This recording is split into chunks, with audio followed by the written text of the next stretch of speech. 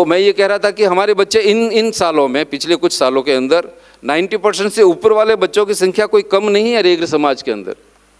बहुत बड़ी संख्या में वो बच्चे हैं। तो भविष्य है हमारा, हमारे पास में रॉ मटेरियल है, बस उनको आगे गाइड करके अच्छा रास्ता दिखा के और उनको एग्ज़ाम दिलाने की बात है। कहता हूँ कि अब पता नहीं आपका कौन सा कैडर अलॉट होगा, और जिस स्टेट में भी आप जाएंगे उस स्टेट के अंदर हमारे समाज के कितने लोग होंगे ये अभी कोई जो है ना डिसाइडेड नहीं है, लेकिन गरीब आदमी ज़रूर होंगे,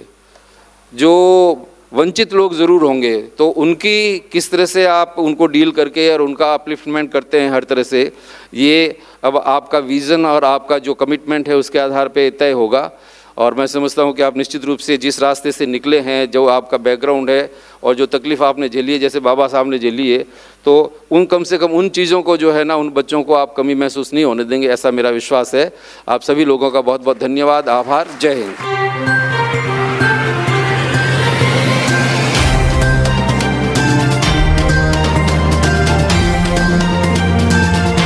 देवियों और सज्जनों, हमारे सम्मुख अखिल भारतीय रायगढ़ महासभा के पूर्व राष्ट्रीय अध्यक्ष रिटायर्ड IAS BL नवल साहब भी उपस्थित हैं। हमें उनका मार्गदर्शन भी चाहिए, इसलिए हम उनसे विनम्र अनुरोध करते हैं वे कृपया आएं और हम सबका मार्गदर्शन करें। श्री BL नवल साहब।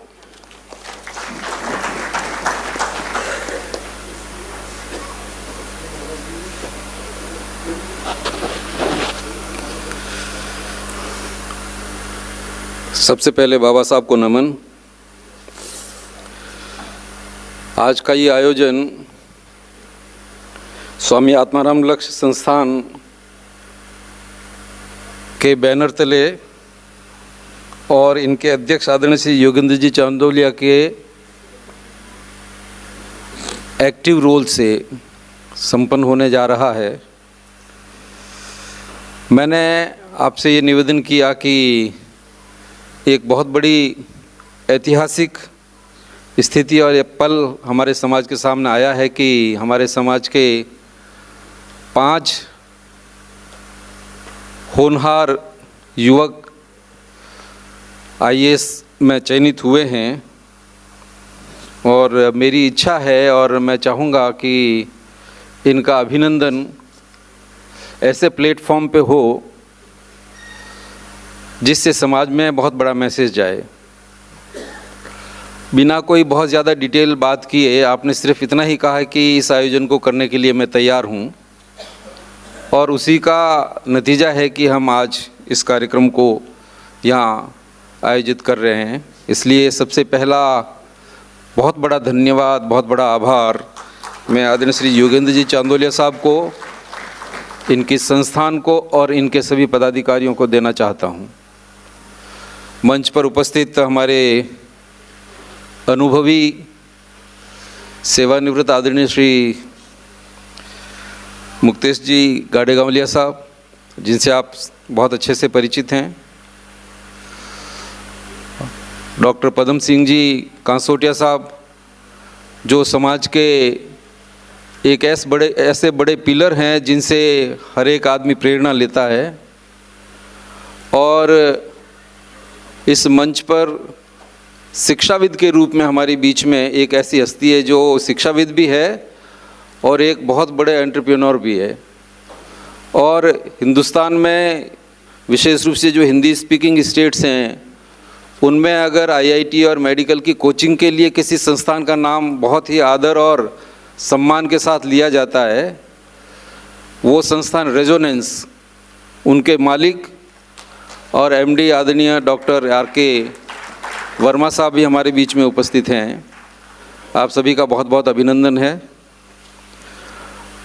श्री TC बोहरा साहब, श्री HL अटल, जो बड़े लंबे अनुभव के बाद में IAS के अंदर पदोन्नत हुए हैं, उनका भी अभिनंदन। और हमारे जो युवा साथी, मैं कहता हूं कि रेगड़ समाज के इतिहास में ये हमारे लिए बहुत गर्व का पल है कि कभी भी 1 या 2 से ज़्यादा IAS या IPS या ऑल इंडिया सर्विसेज के अंदर हमारे साथी नहीं आए हैं, और 1 साल के अंदर 5 हमारे युवा साथियों का आईएएस में चयन होना बहुत बड़ी बात है, जिसमें श्री धनवंता जी और भाई अभिषेक बाकोलिया जी, राजेश मौर्य जी, 2 सगे भाई कृष्णकांत कनवाड़िया जी और राहुल कनवाड़िया जी। राहुल हमारे बीच में अभी नहीं आए, उनका कारण भी मैं आपको बताता हूँ। ये हमारे बीच में आए, इनका अभिनंदन और इनका सम्मान करना हमारे लिए बहुत गौरव की बात है। आप सभी का बहुत बहुत अभिनंदन है। इन युवा साथियों का किस तरह से वो इस प्रोसेस से गुजर के आज इस स्टेज पे आए हैं कि हम इनका अभिनंदन कर रहे हैं। कहा जाता है कि साहब पैसे वाले जो है अपने बच्चों का कैरियर बनाते हैं। कहा जाता है कि साहब बहुत अच्छा माहौल होता है तो उसको आगे बढ़ने से कोई नहीं रोक सकता। अब ये जो 5 आदमी या ये 5 हमारे युवा साथी यहाँ बैठे हैं, 4 बैठे हैं, इनका बैकग्राउंड आप देखिए कि एक भी कोई बड़े शहर से नहीं है। भाई अभिषेक का मुझे पता नहीं है कि कोटकपूरा जो है कितना बड़ा शहर है, लेकिन बाकी देखा जाए तो नगर पालिका भी नहीं है। और जो यहाँ प्रमोट होके यार आईएएस बने हैं, इनका भी गांव के हैं ये लोग सारे। तो अगर कोई ये ठान ले कि मुझे तो मेहनत करके अच्छे अंक लाने हैं और अगर ठीक से उनको मार्गदर्शन मिलता है तो मुझे देश की सर्वोच्च संस्था या राज्य के सर्वोच्च संस्था के अंदर चयनित होके समाज का नाम तो रोशन करना ही है, लेकिन एक जो भावना होती है, आपने देखा होगा कि सभी के मन से, सभी के मुंह से ये बात निकली कि मैं देश की सेवा करना चाहता हूँ, मैं देश के लिए काम करना चाहता हूँ। ये जो जज्बा है वो इन सर्विसेज से ही मिल सकता है। आप लोगों से मैं कोई 20वीं बार दिल्ली के अंदर मिला होऊंगा, बातें करी होगी, शिक्षा के बारे में भी, समाज के बारे में भी, राजनीति के बारे में भी, लेकिन आज का दिन इन सभी पिछले आयोजनों से हटके है और इससे हमें ये प्रेरणा लेनी चाहिए, इससे हमें एक मोटिवेशन मिलना चाहिए। यहाँ पर मेरे हिसाब से पढ़ने वाले बच्चे या जो कंपटीशन की तैयारी के लिए कोई भी बच्चा नहीं होगा, लेकिन इनके पेरेंट्स यहाँ हैं। हमारे समाज के अंदर इन पिछले कई सालों से आर के वर्मा साहब इस बात से सहमत होंगे कि बहुत बच्चे आईआईटीएन हैं, बहुत बच्चे, संख्या असंख्य है। उसी तरह से मेडिकल के अंदर भी बहुत बड़ी संख्या के अंदर बच्चे हैं और इनमें बैठे हैं सारे या तो आईआईटीएन है या फिर मेडिकल से निकले हुए ये जो है ना हमारे होनहार युवा हैं। तो मेरा पिछले मीटिंग में भी ये था और इस बार भी मैं आप लोगों को कहना चाहता हूँ कि जो पेरेंट्स अपने बच्चों को जेईई का एग्ज़ाम दिला के और आईआईटी में भेजा है और वो पढ़ रहे हैं, वो बच्चे अपने आप में विलक्षण प्रतिभा के धनी हैं।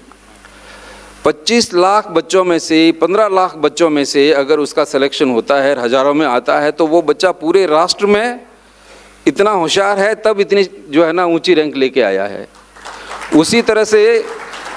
मेडिकल के अंदर भी कोई कम मेहनत नहीं लगती है, उसमें भी इतनी ही बड़ा कंपटीशन है, बल्कि मैं कहता हूँ आईआईटी से भी बड़ा कंपटीशन उसके अंदर मेडिकल के अंदर है, क्योंकि संख्या बहुत ज़्यादा होती है उसमें। और वो बच्चा अगर एमबीबीएस में, एम्स में अगर वो सेलेक्ट होके और पूरी पढ़ाई करता है तो वो बच्चा विलक्षण प्रतिभा का धनी तो है ही। अब ये पेरेंट्स पे डिपेंड करता है और उस बच्चे को मोटिवेट करने पर डिपेंड करता है कि उस जो हाई रैंक पढ़ाई की बात है उसको वो वहीं पर पढ़ के समाप्त करेगा या समाज के लिए, परिवार के लिए और पूरे देश के लिए ये यूपीएससी के एग्ज़ाम फाइट करके और वो ऑल इंडिया सर्विसेज के अंदर सेलेक्ट होगा। और उसके लिए बड़ी बात नहीं है, धनवंता जी अभी बता रहे थे कि 4 बार के आईएएस हैं ये, मतलब यूपीएससी का एग्ज़ाम 4 बार दिया है और हिम्मत नहीं आ रही है, और चौथी बार में उसी तन्मयता से, मेहनत से जब काम किया तो ये 22वीं रैंक लेके आए। और मेरे हिसाब से रेगर समाज का कोई बच्चा आज तक 22वीं रैंक में नहीं आया है। भाई राजेश जी मौर्य 6ठे अटैम्प्ट के अंदर आईएएस बने हैं, 6ठे अटैम्प्ट में। कोई सोच सकता है एक बार एग्ज़ाम देता है थक जाता है, दूसरी बार एग्ज़ाम देता है निराशा आ जाती है, चौथी बार जो है ना बिल्कुल हार जाता है। तो हमारे ये बच्चे जो आईआईटीएन हैं वो एक या दो अटेम्प्ट में ही ऑल इंडिया सर्विसेज के अंदर अच्छी रैंक पाते हैं, तो ये जिम्मेवारी पेरेंट्स की भी बनती है कि वो उन बच्चों को नियमित रूप से इस बात के लिए अग्रेषित करे, उन बात के लिए मोटिवेट करे कि तुम आईएएस का एग्ज़ाम दो। हाँ, अभिषेक बकोलिया जैसे बहुत कम बच्चे हैं जिनको पहले ही अटेम्प्ट के अंदर इतनी अच्छी तैयारी है या इतना अच्छा उनका पहले से ही तैयारी, आईआईटी में जब वो मेरे हिसाब से गए होंगे तभी इनके मन में था कि मुझे तो आईएएस बनना है, और वो पहले ही अटेम्प्ट के अंदर आईएफएस हो जाना, ये भी कोई कम उपलब्धि नहीं है। तो मेरा ये कहना है कि हम सिर्फ बच्चे के ऊपर नहीं छोड़े, जैसा कहा गया है कि वातावरण अच्छा मिलेगा, गाइडेंस मिलेगी, तो बच्चा निश्चित रूप से कुछ न कुछ करके और वो दिखाएगा, और वो होता आ रहा है। कृष्णकांत और राहुल कनवाड़िया और इनकी एक बहन है, 3 भाई बहन हैं, और तीनों ही डॉक्टर हैं, और उन तीनों डॉक्टर्स में से 2 आईएएस है, हिंदी मीडियम से है। गांव नागौर जिले के कुचामन से कोई 7 या 9 किलोमीटर भावता गांव है, बहुत साधारण सा गांव है, लेकिन इनके पिताजी एजुकेशन में हैं, अभी रिटायर हुए हैं 31 जुलाई को प्रिंसिपल से। एजुकेशनिस्ट का फ़र्क पड़ता है, माहौल का फ़र्क पड़ता है, लेकिन अगर एक ही बच्चे को मोटिवेट करते और वो हो जाता तो वो तो संतुष्ट हो जाते, लेकिन बच्चों में ये जिज्ञासा थी, बच्चों के अंदर ये एक विचार था कि मुझे तो जो है ना, हमें तो आईएएस बनना ही है, और उनके फादर ने उनको मोटिवेट किया, और तीनों बच्चे, मैं समझता हूँ बच्चे भी जो है ना, इनकी बहन भी आने वाले समय में आईएएस बन जाएगी। और दूसरा बच्चा आज वो राहुल क्यों नहीं आया, मैंने पता किया, क्यों नहीं भेजते हो आप उनको, एक घंटे के लिए आ जाएगा, वो दिल्ली में ही है, तैयारी कर रहा है। अभी इनके भाई ने, कृष्णकांत ने उनसे बात करी तो बोला नहीं, मैं तो आईएएस के एग्ज़ाम की तैयारी कर रहा हूँ, क्योंकि सितंबर में एग्ज़ाम है और मैं 1 घंटा भी इसके लिए स्पेयर नहीं कर सकता। ये होता है कमिटमेंट। आईएएस बनने के लिए इतना कमिटमेंट अगर नहीं होगा तो आप पीछे रहेंगे। तो मेरा आप लोगों से ये कहना है कि ये सारी चीज़ें बच्चों पे मत छोड़िए। हम जो पेरेंट्स हैं उनकी भी जिम्मेवारी है, और जिनको ये लगता है कि ये लाइन के ऊपर बिल्कुल सही रूप से चल रहे हैं और पूरे देश के अंदर इनकी कोई पोजीशन है आईआईटी के रूप में, या जो है वो जुडिशल पढ़ाई के अंदर, या फिर जो है ना वो मेडिकल के अंदर, तो उन बच्चों को आप सिर्फ आईआईटी और मेडिकल करा के घर मत बिठाइए या उसकी जॉब में मत डालिए, उनको बिल्कुल आईएएस की तैयारी, यूपीएससी की तैयारी करवाइए।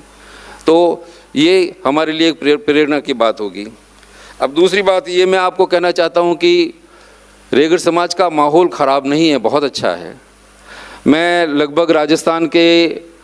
पंजाब में भी एक आध बार गया हूँ, हरियाणा में गया हूँ, गुजरात के अंदर गया हूँ, मध्य प्रदेश, सब जगह जाके आया हूँ मैं। लगभग सभी जगह पे प्रतिभा सम्मान समारोह हमारे बच्चों के लिए हमारे समाज की संस्थाएं कर रही है। और इस बार जोधपुर के अंदर एक कार्यक्रम हुआ, मुझे पता चला कि वहाँ पर इंदौर की एक बच्ची 99.9% जो है वो अंक लेके और वो मध्य प्रदेश को टॉप किया है। ये कोई कम उपलब्धि है क्या? ये हमारे लिए गर्व करने के कितना बड़ा जो है ना अवसर है। 99.9%। जोधपुर का एक बच्चा है जो मेरे साड़ू का ही दोहिता है, उसके 98.86% जो है सीबीएसई के अंदर मार्क्स आए हैं। अब इन बच्चों को अगर हम ये सोच लें कि नहीं ये तो पढ़ाई करके और पैसा कमाने की मशीन बना देंगे, तो जैसे अभी भाई अभिषेक ने कहा कि जेपी मॉर्गन चेज वर्ल्ड की और अमेरिका की टॉप बैंक है। मेरे दामाद का इनिशियल जो अपॉइंटमेंट है वो जेपी मॉर्गन चेज में हुआ और वो उसके अंदर वाइस प्रेसिडेंट तक पहुँचे। ये और इतना बड़ा पैकेज होता है कि पैसे का ये समझो कि आपको कोई देखने की ज़रूरत ही नहीं है, लेकिन अगर उसी जंजाल में आप फंस जाते हैं तो फिर वो आपको पैसा शुरू में तो अच्छा लगता है, लेकिन बाद में जब समाज में बैठते तो आपको लगता है कि मैं कहाँ फंस गया। ये पैसा कमाने के बाद में मेरे पड़ोस के अंदर कोई थानेदार है, मेरे पड़ोस के अंदर कोई अगर तहसीलदार है तो उसकी तो बुला के पूछ हो रही है, और मैं जो इतना बड़ा आदमी बना हूँ, पैसा भी है मेरे पास में, क्वालिफिकेशन के हिसाब से मैं बहुत अच्छा हूँ, लेकिन कोई मेरी सामाजिक पहचान नहीं है, कोई जो है ना इस तरह की स्थिति बनती है तो उसको कोफ्त होती है। मेरे दामाद को मैंने कहा था कि आपने क्यों नहीं करा अभी तैयारी, और जब ये मोटिवेशन इस तरह के 1-2 प्रोग्राम उन्होंने अटेंड किया तो बोला आप जैसा कोई जो है ना मुझे रिश्तेदार या मेरा ससुर नहीं मिला, इसलिए मैं नहीं कर पाया। ये जो चीज़ें हैं बाद में जाके परेशान करती है, इसलिए मेरा वही पुराना निवेदन है तो मैं ये कह रहा था कि हमारे बच्चे इन सालों में, पिछले कुछ सालों के अंदर 90% से ऊपर वाले बच्चों की संख्या कोई कम नहीं है रेगड़ समाज के अंदर, बहुत बड़ी संख्या में वो बच्चे हैं। तो भविष्य है हमारा, हमारे पास में रॉ मटेरियल है, बस उनको आगे गाइड करके अच्छा रास्ता दिखा के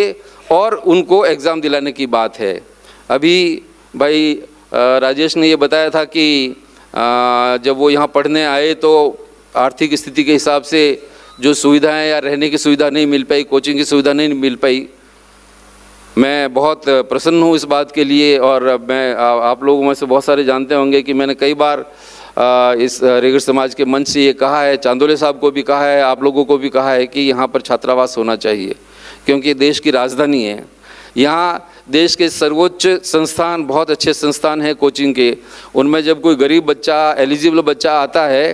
तो उसको पैसे की प्रॉब्लम होती है, रहने की प्रॉब्लम होती है और उसको गाइड करने की प्रॉब्लम होती है। तो आप ज़रूर, एक तो लाइब्रेरी का इशू है और एक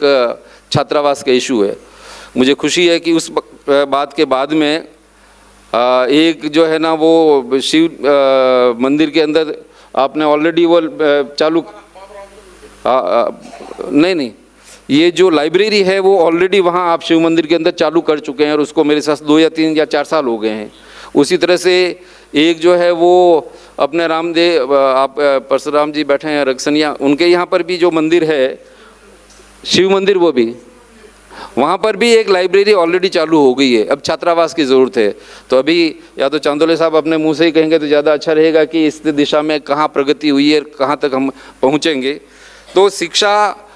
बाबा साहब का अगर वाकई आप अनुसरण करने वाले हैं तो शिक्षा को इतना ज़्यादा जो है ना अपना लें और इतनी ज़्यादा उसके अंदर मेहनत करें कि हमें और जो चीज़ें हैं वो अपने आप ही मिलती जाएगी और अपना आप ही आपकी प्रतिष्ठा आगे बढ़ेगी। राजनीतिक बात, सामाजिक कुरीतियों की बात, और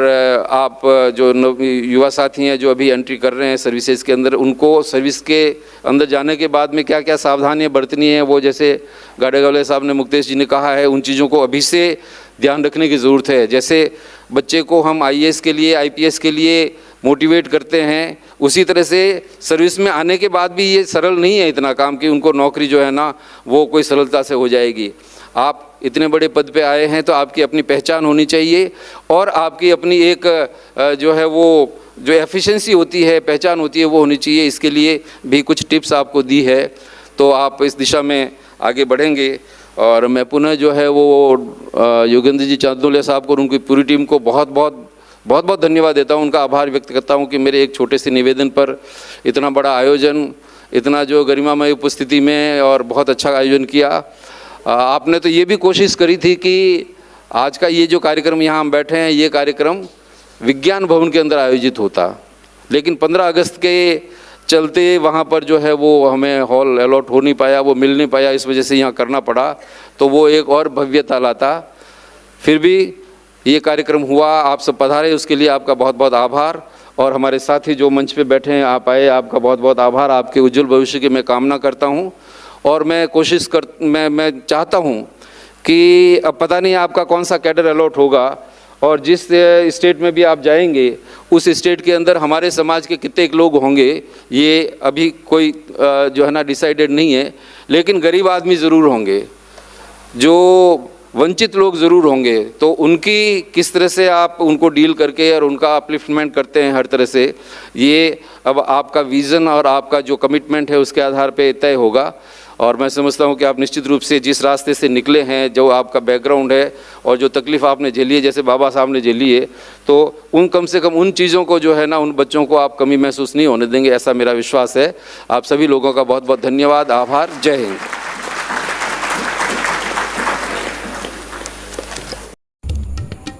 रैगर समाज से जुड़ी हर खबर जानने के लिए सब्सक्राइब करें द रैगर न्यूज और बेल आइकॉन बटन दबाना ना भूलें, ताकि आने वाला नया वीडियो आपको तुरंत मिल सके।